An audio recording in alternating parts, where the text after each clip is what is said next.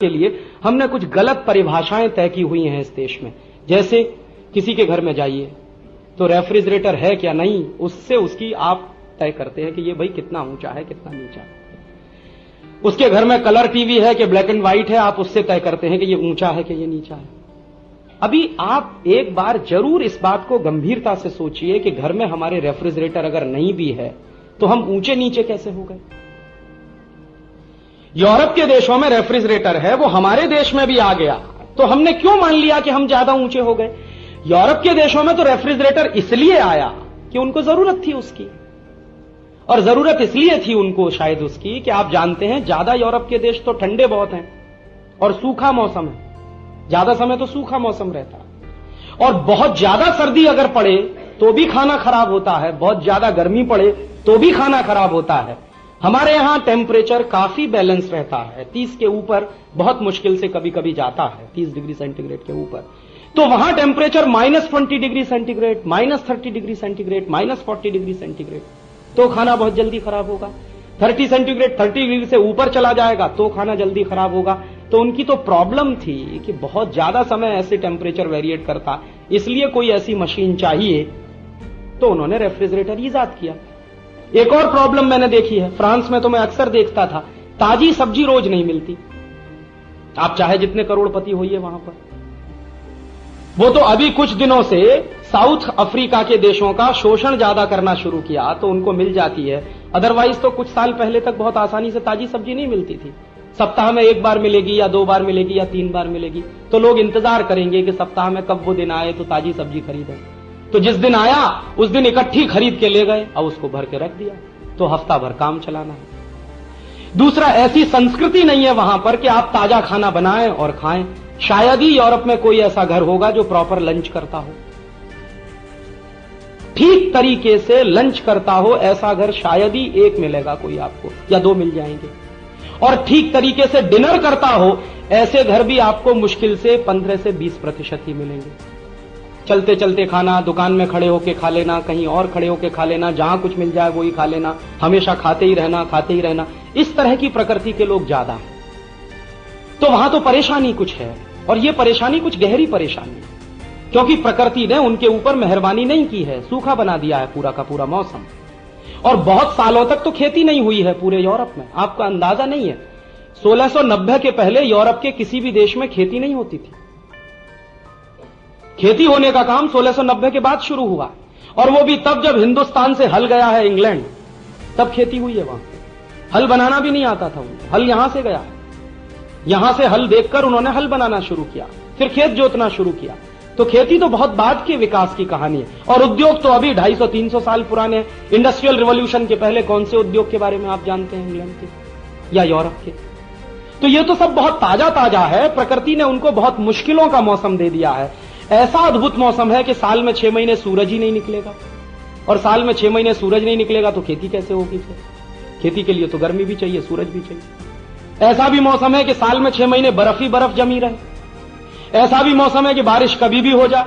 वहां यह थोड़ी है कि जुलाई से अगस्त के बीच में ही बारिश होगी, कभी भी हो सकती है, जनवरी में भी हो सकती है, फरवरी में भी हो सकती है, और अचानक से मूसलाधार भी हो सकती है, और रिमझिम पानी 10 दिन भी बरस सकता है, 20 दिन भी बरस सकता है।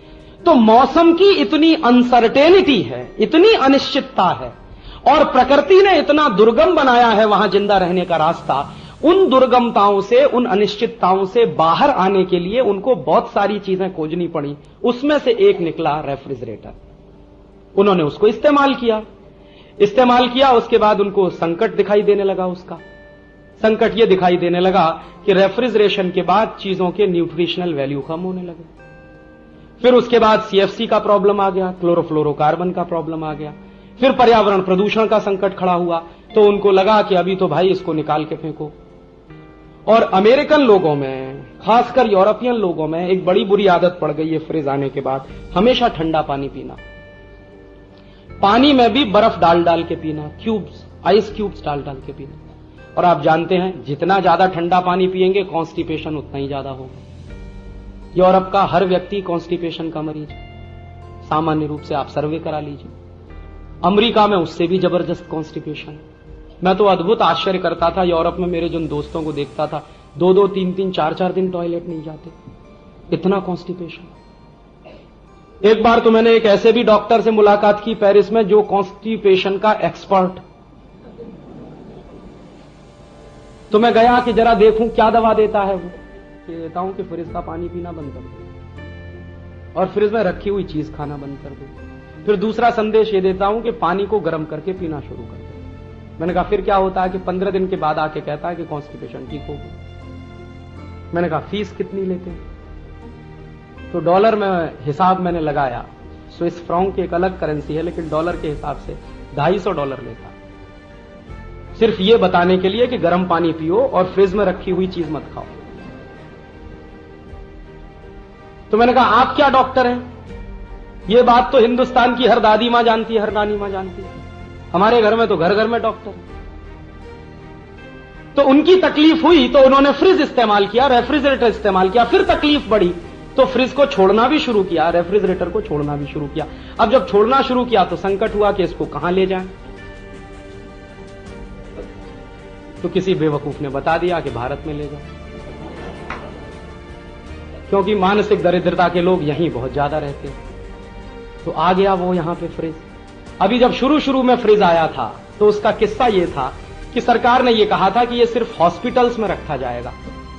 तर्क उसका यह था कि दवाएं कभी कभी ज्यादा टेम्परेचर पे खराब हो जाती हैं और आंखों से संबंधित कुछ आई ड्रॉप्स ऐसे होते हैं जो निश्चित रूप से धूप बढ़ने पर, गर्मी बढ़ने पर खराब हो जाते हैं, तो इनको रखने का काम फ्रिज करेगा। तो बात वहां तक तो ठीक थी।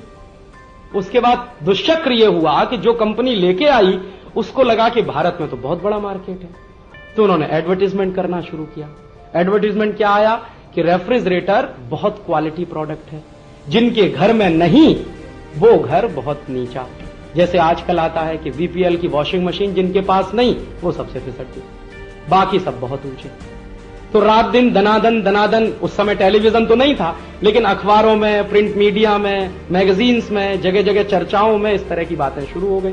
फिर क्या हुआ, हिंदुस्तान में कुछ ऐसी भी कंपनियों के एजेंट खड़े किए गए जो फ्रिज में रखी रखाई आइसक्रीम को खिलाने लगे। भाई खा के देखो, देखो कितनी अच्छी बनती है। तो मुफ्त में खिला रहे हैं तो चलो खा लो, क्योंकि हमारी तो एक और प्रॉब्लम है ना, मुफ्त में कोई जहर भी दे दे तो खा लो, तो खा लो भाई इसको। तो खाना चालू कर दिया। होते होते उसके बारे में मन में कुछ प्रतिष्ठा बनने लगी और एक दिन तय हो गया कि भाई हिंदुस्तान के किसी अमीर आदमी ने फ्रिज खरीद लिया। तो फिर देखा देखी, अरे पड़ोसी के घर में तो मेरे घर में क्यों नहीं। हिंदुस्तान में एक और बड़ा संकट है कि भला उसकी कमीज मेरी कमीज से ज्यादा सफेद कैसे।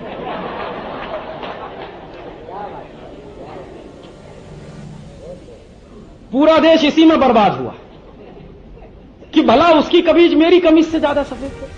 फंस गए चक्कर में कि अभी उनके घर में तो मेरे घर में क्यों नहीं। और उसके तरीके क्या हैं? उसके तरीके ये हैं कि एक दो बार उसमें से जमी हुई बर्फ ले आए तो फिर कह रहे बार बार जाने में शर्म आती है, क्यों नहीं अपने घर में ले लेते। मैं मेरे घर का किस्सा सुना रहा हूं आपको, ये किसी और के घर। मेरी मां कह रही है मेरे पिताजी से रोज पड़ोसी के घर में जाना पड़ता है बर्फ लेने के लिए, आप क्यों नहीं ले लेते इसको। और हमारे पिताजी तर्क दे रहे हैं कि उसकी जरूरत क्या है, कि अरे बहुत जरूरत है, देखो ठंडा पानी मिलता है, ये है वो है। अब उसमें ठंडा पानी बाकी सब बातें माइनस है। जो मैंने मार्क किया मेरी मां को वो ये कि पड़ोसी के घर में है, हमारे घर में। और आप तो इतने बड़े ऑफिसर हैं, वो तो आपके ऑफिस में क्लर्क जैसा है, और आप नहीं लेंगे तो फिर क्या हो जाएगा और कैसे हो जाएगा। तो आ गया सत्यानाशी हमारे। अब जब आ गया तो हमको ये नहीं मालूम कि उसको हैंडल कैसे करें।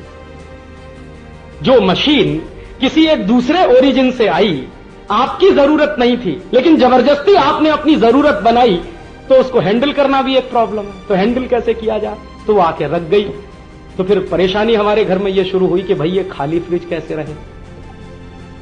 हाँ, कोई पड़ोसी आ गया, खोल के देख लिया तो क्या होगा, बेइज्जती हो जाएगी। तो मुझको भेजा जाता था कि जा सब्जी लेके आ। तो पहले मेरा काम यह था कि रोज सवेरे उतनी ही सब्जी लाना जितनी दोपहर में बनेगी और शाम को दोबारा लेके आ। फिर मुझको आदेश दिया गया कि 5 दिन की सब्जी ले आ, 7 दिन की सब्जी ले आ, क्योंकि भर के रखनी है ना, अभी कोई आएगा तो खाली कैसे देखे। तो सब्जी लाना और भरना चालू कर दिया। फिर कुछ हिस्सा ऐसा भी था, अरे इसमें सॉफ्ट ड्रिंक की बोतल भी रखनी चाहिए अब तो उसमें सॉफ्ट ड्रिंक की बोतल भी रखना शुरू कर दिया। फिर एक दिन मेरी मां को लगा कि अरे अभी तो एक हिस्सा खाली रहता है, तो क्या करना है, तो पहले आटा ज्यादा गूंदना है, फिर बचाना है, फिर उसमें रखना है।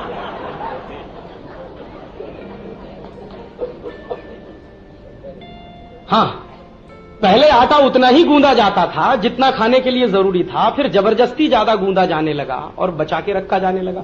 एक दिन मैंने प्रश्न पूछा कि इसकी जरूरत, उन्होंने कहा बार बार गूंदने में तकलीफ होती है, तू करके देख।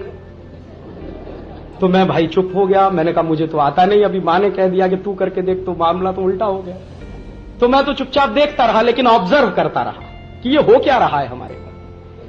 फिर ऐसा भी होने लगा कि हमारे घर में कोई अतिथि आया तो मैं माटले से पानी, अरे माटले से पानी ले जा। तो मैंने कहा माटले का पानी ठंडा तो कि नहीं, अभी फ्रिज में से निकाल के ले। तो मैंने फ्रिज में से बोतल निकाली, गिलास में डाली। अरे बेवकूफ, बोतल को गिलास में क्यों लेना, बोतल लेके जा सीधे। क्यों भाई? ताकि पता चले कि हमारे घर में फ्रिज है।